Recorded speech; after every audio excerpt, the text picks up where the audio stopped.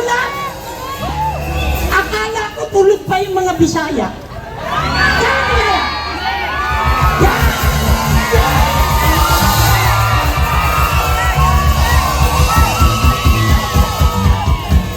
Nag-prepare ako ng ating team song ngayong gabi.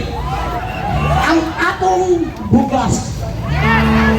Sa tono ng Magellan, ang atong bugas na tag-20. Minus 1 po. Gusto niyo bang kantahin natin yan? Yes!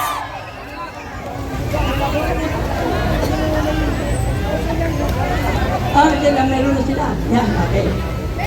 Asan minus 1?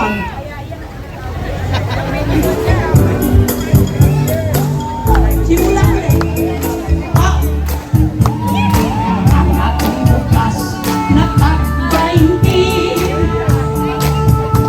Bakit ngayon naging 50? Dati ay pangako, ngayon pangarap lang. Si Bongbong naging pangako, si Lisa naging Mayna. Ang akong bukas na tag-20, lalong tumataas ang negosyante. Ang Philippines at ang ngayon daw nagkasundo. May gera na palaban sa China, si Bangag sumali na, si Pastor nawawala, si Arisbon ay umalis na, si Digong dumadagundong, si Sara ay sumasaya. Philippines, my native land, we will now move at your command. Nasaan ba ang laban? Si Bangag na isahan. Ang pulburon at ang bukas sa nubi ay palabas.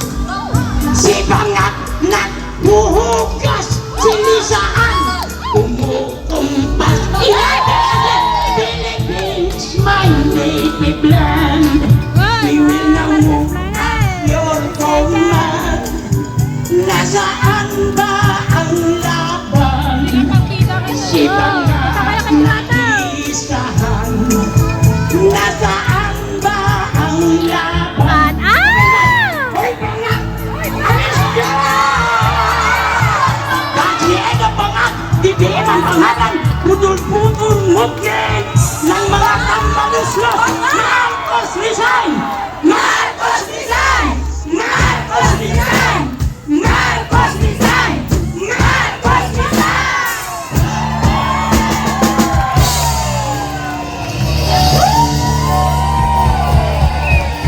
Iman Yan Budol Budol Marcos Budol Marcos Budol Marcos Budol Marcos. Ito yung dapat maintindihan ng maraming Pilipino. Kayong mga nasa sumasakay ngayon sa jeepney, yung mga nasa multicab ngayon sa van, pauwi ng inyong mga tahanan, kayong mga ordinaryong Pilipino na kumikita lamang ng minimum araw-araw. Tingnan niyo po ang nangyayari sa ating bayan ngayon. Hinahayaan ho ito ng gobyernong Marcos. Isipin niyo, bago ho dumating ang gobyernong Bangag, ang presyo po ng bigas 1 kilo, 42 pesos, napakasarap na ho yan. Tama ba? Ngayon, Bangag admin, ang 42 pesos mo, 65 pesos na. Paano po makapag-survive na hindi na ho nakokontrol ng isang presidenteng hindi na ho matino ang pag-iisip. Meron pa ba tayong aasahan sa gobyernong Bangag? Wala na. O ito na lang ho ang gagawin natin. Ako sa sinabi ni Pangulong Duterte na may bangag tayong presidente. Mapagnanalo yan. Di ba? Kaya po mga kababayan, hanggang ngayon, ang sigaw ko, kaya po ako nandito, hindi po ako member ng KOJC. Nananawagan po ako sa inyo na lumabas kayo dahil sa kapulastugan ng gobyernong ito. Very good. Maraming salamat. Dito naman, Frank. May nabudol pa dito. Nahihiya na ngayon. Ngayon, anong nararamdaman mo na nagiging bulok ang gobyerno niya? Bumaba siya! Bumaba si Marcos. Alis na doon. Ayun! Isa sa mga nabudol. Ito. Frank, may Number 1 po akong nabudol!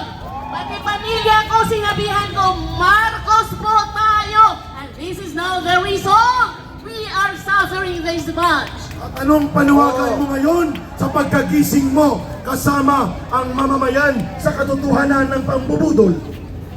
Na sana po ang ating presidente with the rest of his company ay lumabas na po sa Malacanang. Lumabas ka naman, boss! Kahit dito naman tayo! Tanongin naman natin kung bakit nagbablog ang ating kasama dito! Ikaw, anong masasabi mo? Nabudol ka ba o hindi?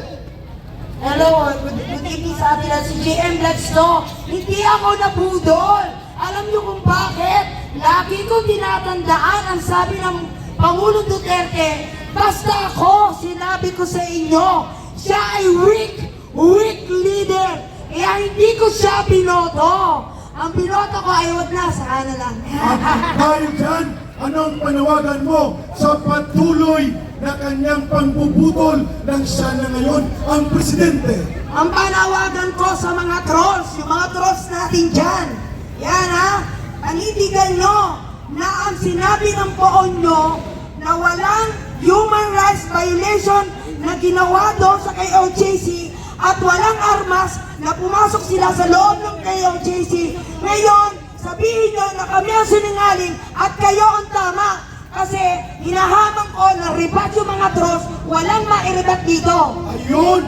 Malinaw po ang budol at sinungaling magpinsan, pero ang budol magnanakaw at ang mga kawatan ay isang pamilya na sa Malacanang. Dito muna ako, hanap ako dito sa Go, likod go, go, para go. makita natin sila ng Ami. Talagang dapat lang lumabas na siya. Ano may sabi? Magkasa na tayo na pumunta dito, mga mamayang Pilipino na magkasa na panila sila dyan sa Malacanang. Lumabas sa Malacanang, Franco! May dito sa likod! Marcos resign! Marcos resign! Marcos resign! Frank! Marcos resign! Ayun dito! Sa likod! Ito, kasama ni Ka-Eric, Talay, tanong ng taong bayan ngayong gabi. Isa ka ba sa nabudol? Ano ang panawagan mo ngayon? Dahil nabisto na ang pangbubudol ng bulok na Marcos Jr. Panawagan ko sa lahat na nabubudol, labas na kayo sa inyong tahanan, magsama-sama tayo dito sa Liwasan, Bonifacio. Ayun, sentimiento na tumataginting. Isa pa, Frank? Yes, Ka-Eric, dito rin tayo. Para mapakinggan natin ang hinahin ni tatay. Ano pong pangalan nila? Brother Jimmy, anong mensahe mo sa ating bangag na presidente? Ang mensahe ko po sa ating bangag na presidente ay lumabas na sa Malacanang at ipagpatuloy na mga KOGC ang patuloy na magkaroon ng hustisya. Yun lang po. Ayun, Frank! Maraming salamat. May isa din dito. Ma'am, magandang gabi po. Paano ka nabudol o kung hindi ka nabudol, anong mensahe mo? Nabudol ka ba? Sobrang nabudol po talaga. Ang dami kong nakaaway ng mga kakilala, kaibigan, dahil ipinagtatanggol at pinaglalaban ko yung pangag na yan! Paano ka nabudol nang siya na ngayon ang presidente? Paano ka nabudol? Nabudol niya dahil sa